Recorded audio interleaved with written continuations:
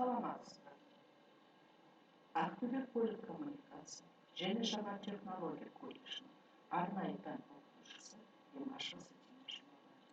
Сіздердің назарларыңызға жолаушылар тасымалын ұйымдастыру пәнінен жолаушылар тасымалын орындаудың техникалық құралдары, даму жолдары тақырыбындағы сабағын. Бүгінгі сабағымызда қарастыратын сұрақтар: вокзал, жолдың дамуы, платформа, багаж және почта багаж бөлімінің даму жолдары.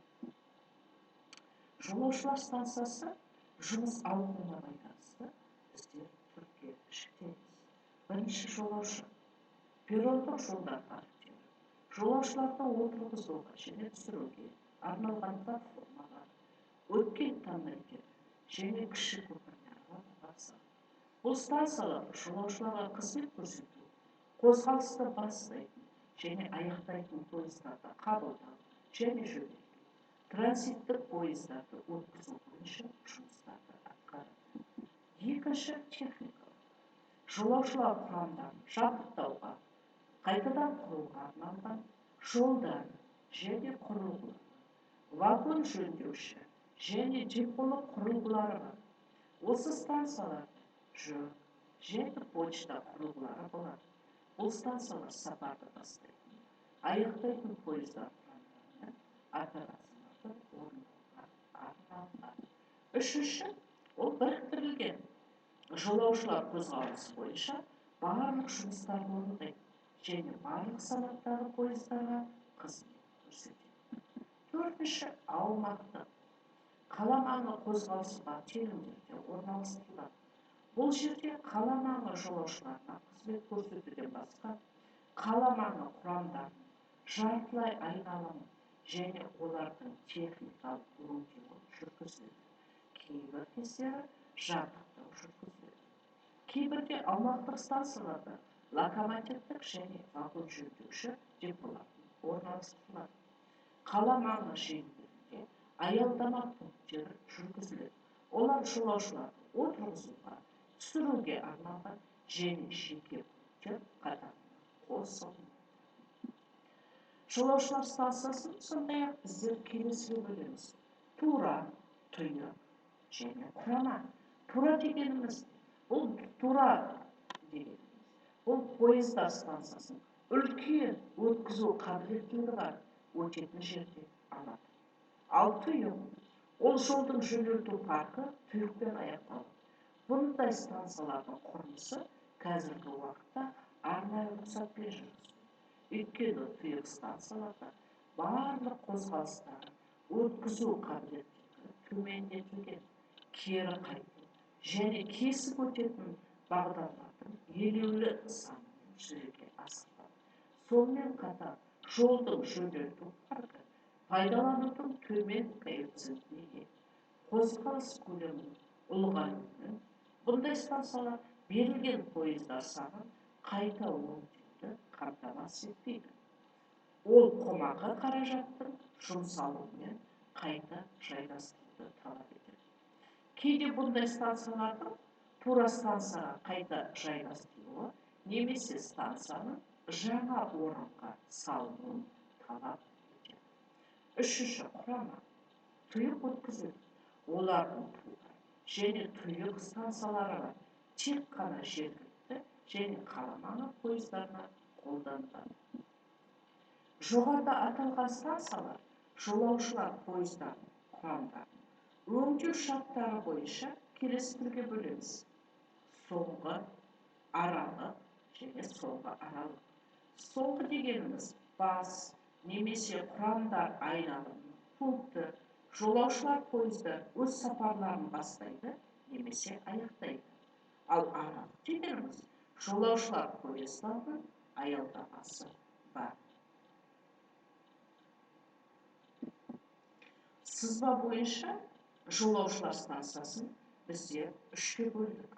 Аялдаусыз станция дейміз, тұйық станция дейміз және де аралас станция дейміз. Мынау аялдаусыз станция. Аялдаусыз дегеніміз тақ жағынан да, жұп жағынан да пойыздарды қабылдай береміз. өткізу қабілеті аялдаушы станция жоғары деңгейде.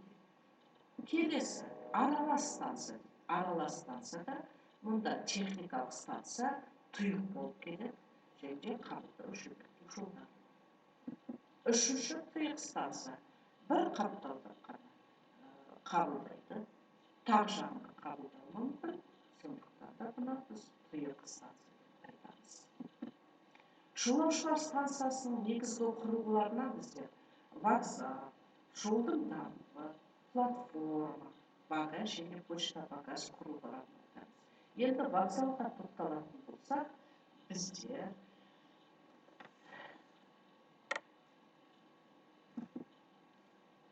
вокзал грек тілінен аударғанда вестибюль деген мағынаны пиала.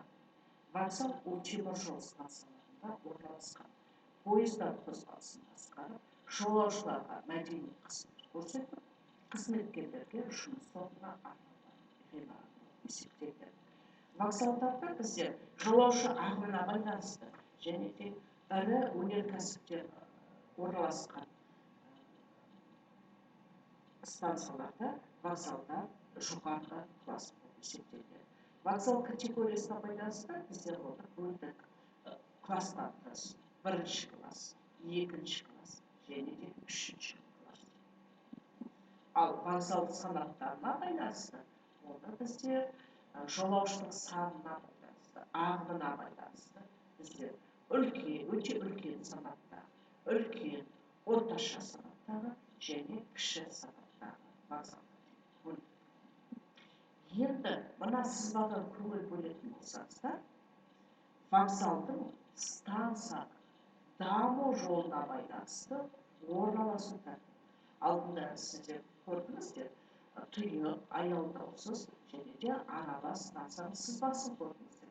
Сол сызбаның қасында вокзалдардың орналасу тәртібі бар. Мысалы, тұйық станцияда шетінде және де П әрпі түстес болып тұрсын, П әрпі түстес, Г әрпі түстес болып орналасады.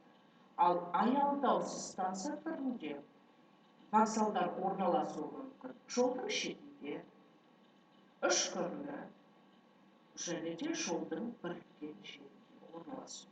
Ал аралас станцияда ол жолдың шетінде вокзалдар орналасады.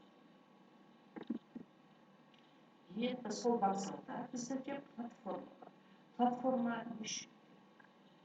Платформа жолаушыларды қауіпсіз, қатерсіз пойызға мініп түсуге арналған. Бізде жолаушы тасымалында платформаның екі түрі бар: биік және де аласа. Мына сызбада сіздер басты жолдарды көріп тұрсыздар, өту жолдарын көріп тұрсыздар және де жолаушы көпірін көріп тұрсыздар. Мына суретте сіздерге ұсынып отырған платформаның биік түрін көрсетілген. Енді багаж бөліміне келетін болсақ, багаж бөлігінің даму жолдарына тоқталатын болсақ, даму жолдары үшін багаж бөлімінде мынандай талаптар орындалуы тиіс. Бірінші, жүк багажды және багажды қабылдауға тиісті алаңдар, жеңіл көліктің ыңғайлы келуіне жақсы және тәуелсіз кірме жол, пойызға багаж жүгін тасымалдауға өту жолдарын керекті төндіреді. Багажды пойыздарға тасымалдауға және оны платформаларға көтеруге арналған механизмдер мен көтергіштер. Багаж тасымал қызметінің тиімді жұмыс жасауына қоймалардың мөлшері, техникалық қамтамасыз жасалған жолдың дамуы және құрылғылардың станцияда орналасуы септігін тигізеді. Багаж құрылғыларына қойылатын талап: бірінші, жолаушының жүруіне ыңғайлы болу керек және де қысқа жүру. Багаж тележкалар жолаушы ағымы бір-бірімен қиыспау тиіс. Багаж тасымалына технологиялық қызмет көрсету станцияның түріне байланысты болады. Тұйық және аялдаусыз станцияларда сапарды аяқтайтын пойыздар үшін почта багаж құрылғыларын перрон жолдарына, ашық алаңдарға біріктіріп орналасқан дұрыс әрі тиімді. Транзиттік жолаушылар пойыздары қозғалысы көп станцияларда механикалар, почта багаж құрылғыларын платформаларды орналастыру тиімді әрі дұрыс деп есептелінеді. Багаж операциялар орында станцияның категориясын және жолдың дауылымен шектеледі. Багаж вагондарына қызмет көрсетуге бөлек тұйық жолдар, мына суреттесіздер көріп тұрсыздар, жеңіл көлікке де арналған жолдар көрсетілген. Қоймаға кіру жолдары көріп отырсыздар. Транзит және түпкілікті багажды тиеу және түсіру үшін перрондық жолдарды пайдаланады. Арнайы топтар, парктер сыйымдылығы 4-10 вагонға дейінгі 2-3 тұйық немесе тура жүретін жолдардан тұрады.